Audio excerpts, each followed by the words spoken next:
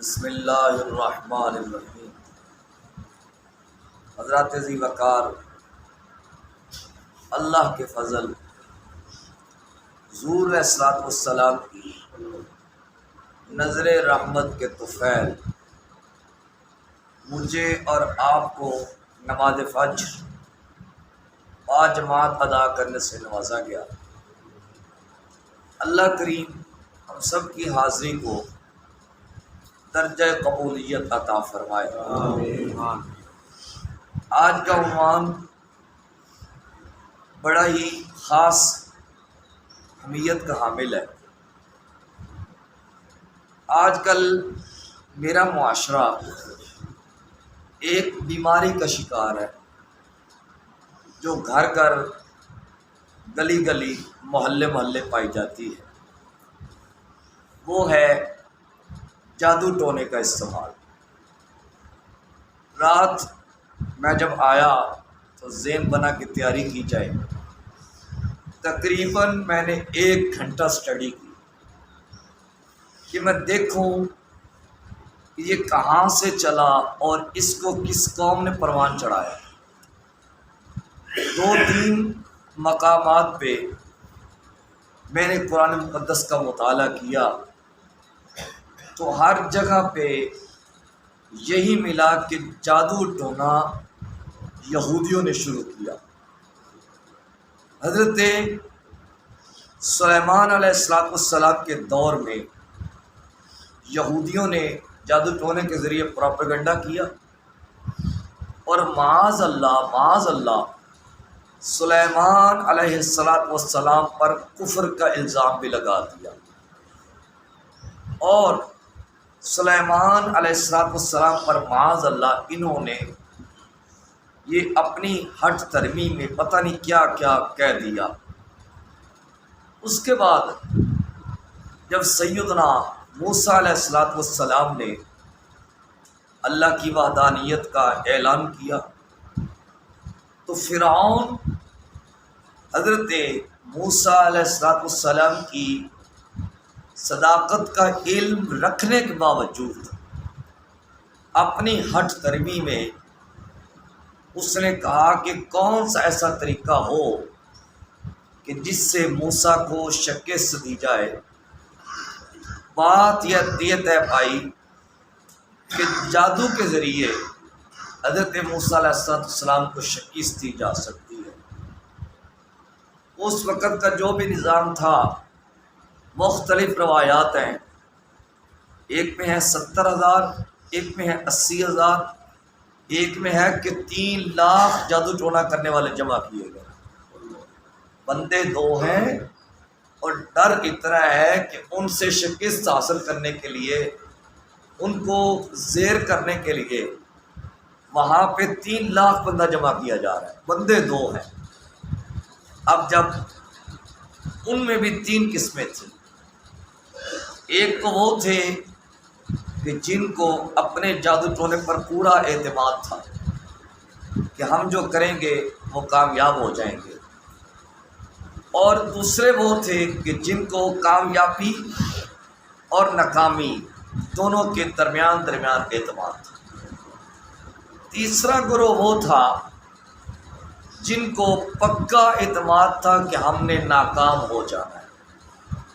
یہاں پہ بھی کچھ جادوگر ایسے پائے جاتے ہیں کہ کئی تو ہوتے ہیں کہ جناب ہم تلی پہ سونو جما دیں گے، کئی ہوتے ہیں کہ وہ اتنا ان کو کانفیڈنس نہیں ہوتا، جب کوئی بات بنتی ہوئی نظر نہیں آتی پھر بائیں شائیں نکلتے ہیں، اور کئی ہوتے ہیں ان کو پتہ ہوتا ہے کہ ہم نے جو بھی کرنا ہے من گھڑت کرنا ہے، ہم نے لوگوں کے خلاف پروپیگنڈا کرنا ہے، بات ادھر ادھر کی کر دی، اس کے بعد بات بنی نہ، پھر ناکام ہو کے رہ گئے۔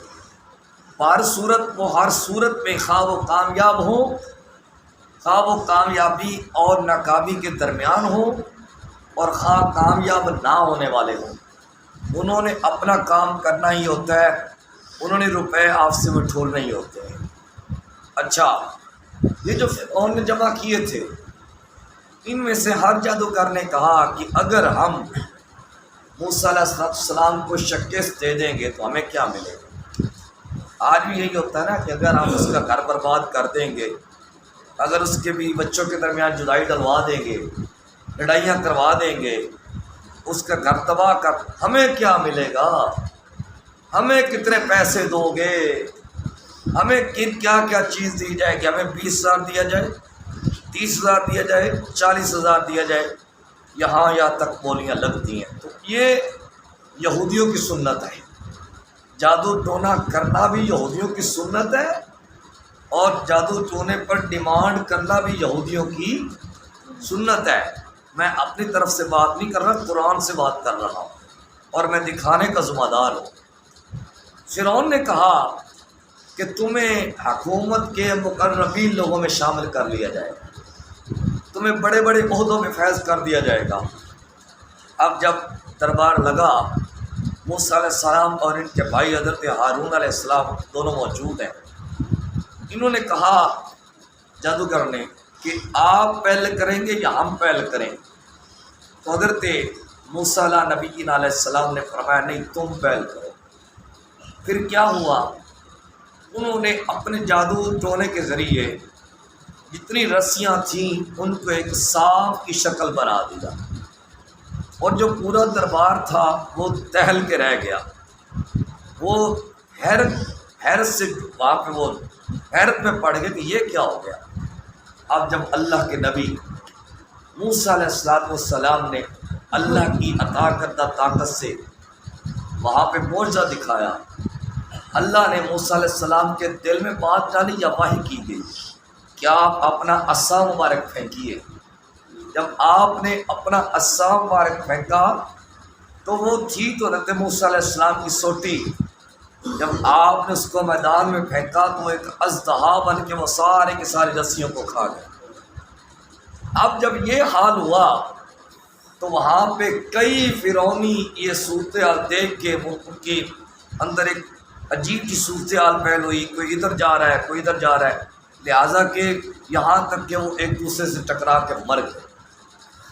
اب کوئی ایسی بات خلاف عقل نبی سے صادر ہو تو اس کو معجزہ کہتے ہیں، اگر ولی سے صادر ہو تو اس کو کرامت کہتے ہیں، اگر کسی کافر سے سر زد ہو تو اسے جادو ٹونا کہتے ہیں، اسے جادو ٹونا کہتے ہیں۔ اس کے بعد آئیے موسیٰ نبی علیہ السلام کے بعد جب نبی کریم صلی اللہ علیہ وسلم نے اعلان نبوت فرمایا تو وہاں پہ بھی جن عورتوں نے حضور صلی اللہ علیہ وسلم پر جادو ٹونا کیا تھا، کس نیت سے کہ اگر یہ جادوگر ہوئے تو ان پر جادو نہیں چلے گا، اگر یہ نبی ہوئے تو پھر ان پر جادو چل جائے گا۔ اب اللہ نے یہاں پہ حضور صلی اللہ علیہ وسلم کی نبوت کو بھی ظاہر کروانا تھا، ٹھیک ہے، حضور کی صداقت کو بھی ظاہر کروانا تھا، تو یہاں پہ بھی جن عورتوں نے یہ پروپیگنڈا کیا وہ بھی یہودیہ تھی۔ تو گویا جادو ٹونا یہودیوں سے شروع ہوا، اور آج بھی دیکھیں جادو ٹونے کرنے والے یا تو وہ یہودی ہوں گے یا عیسائی ہوں گے، مسلمان یہ کام نہیں کر سکتا۔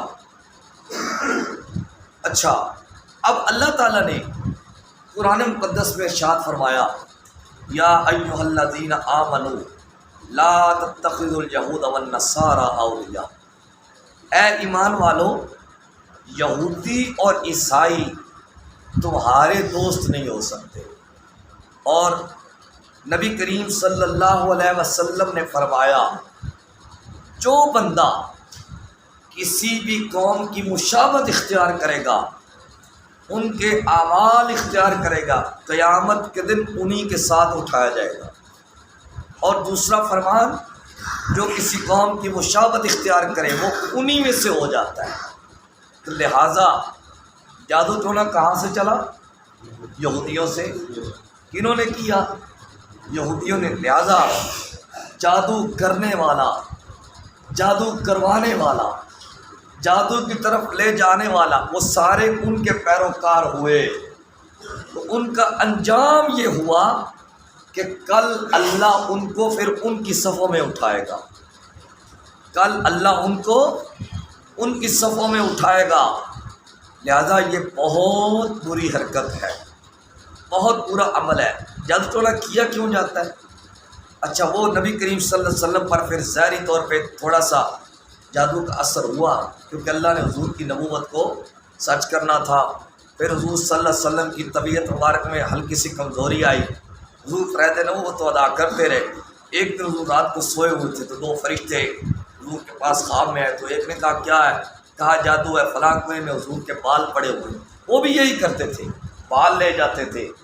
آج بھی ایسا ہوتا ہے، بالوں پہ جادو ٹونا ہوتا ہے، کپڑوں پہ جادو ٹونا ہوتا ہے، وہاں پہ کبھی کسی چیز پہ جادو ٹونا کر دیا جاتا ہے۔ تو یہ سارے کے سارے طریقہ کار یہودیوں کے ہیں۔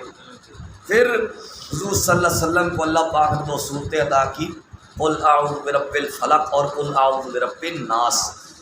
یہ پڑھیے، اور وہ 11 گریں لگی ہوئی تھیں، حضور ایک ایک آیت پڑھتے گئے اور ایک ایک گرہ کھولتے گئے، وہ سارا کا سارا جادو ٹونے کا اثر زائل ہو گیا۔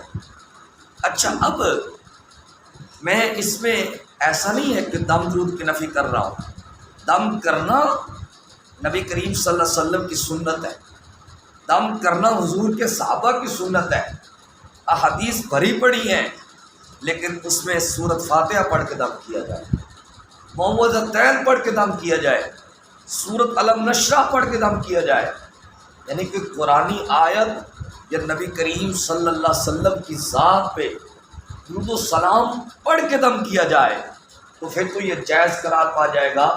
ادروائز اگر میں جادو ٹونا کروں گا، کرواؤں گا، لوگوں کے گھر تباہ کروں گا، تو پھر میرا انجام قیامت کے دن بھی اچھا نہیں ہوگا۔ اب یہ ہوتا کیوں ہے؟ یہ ہوتا ہے حسد کی بنا پہ۔ جب میں کسی سے حسد کرتا ہوں، یار یہ بندہ اتنا اسٹرانگ ہوتا چلا جا رہا ہے، اس کے پاس یہ بھی آ گیا، یہ بھی آ گیا، یہ بھی آ گیا۔ اگر میں ایسے بندے سے حسد کرتا ہوں تو یہ پہلی بات تو یہ ہے کہ یہ میرا اس بندے سے حسد نہیں ہے، یہ میرا اس بندے سے حسد نہیں ہے۔ کیوں؟ اس کو مال کس نے دیا؟ اللہ نے۔ اس کو عزت کس نے دی؟ اس کو سٹیٹس کس نے دیا؟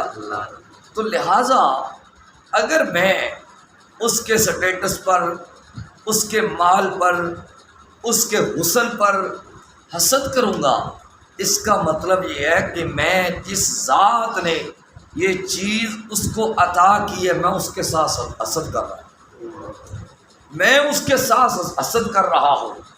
اور یاد رکھیں، حاسد جو بندہ ہوتا ہے، حسد کرنے والا، حضور صلی اللہ علیہ وسلم کا فرمان ہے کہ حسد نیکیوں کو ایسے کھا جاتا ہے جیسے آگ لکڑی کو کھا جاتی ہے۔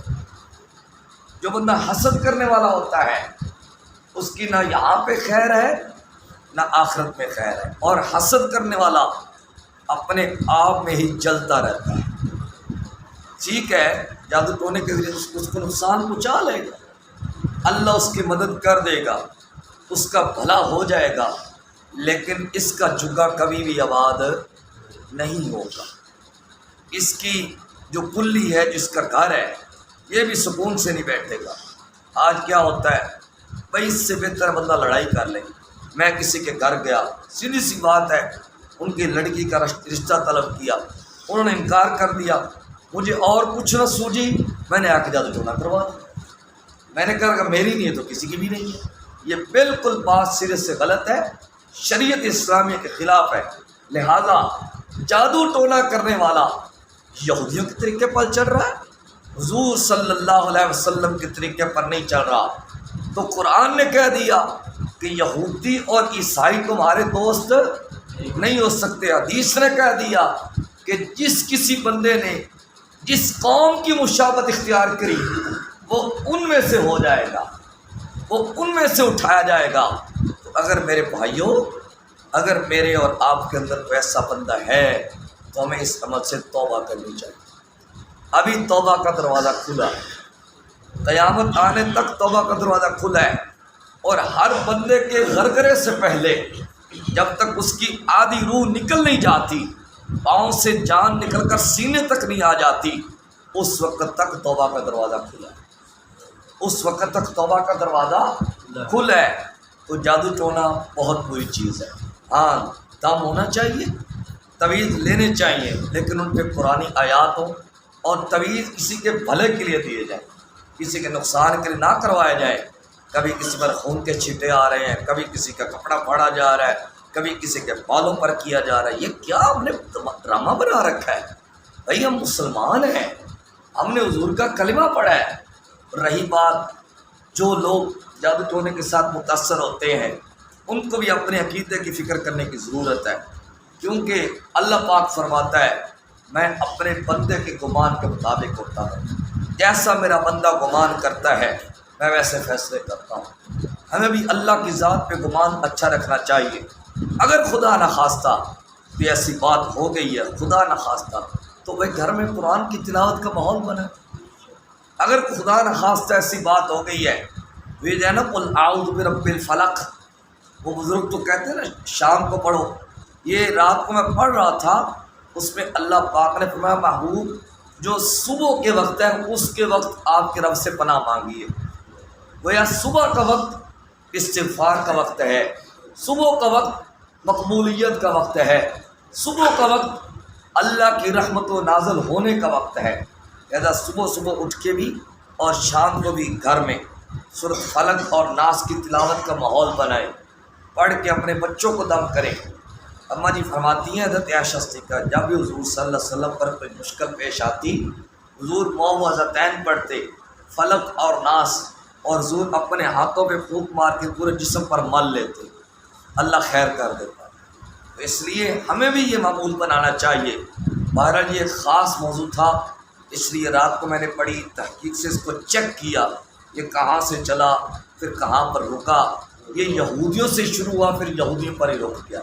لہذا جو لوگ آج کر رہے ہیں وہ ان لوگوں کے پیروکار ہیں۔ اللہ مجھے اور آپ کو اس سے بچنے کی توفیق عطا کرے۔ وصلی اللہ تعالی علی حبیبہ الاعلی سید الانبیاء محمد وعلی آلہ و اصحابہ اجمعین برحمتک یا ارحم الراحمین۔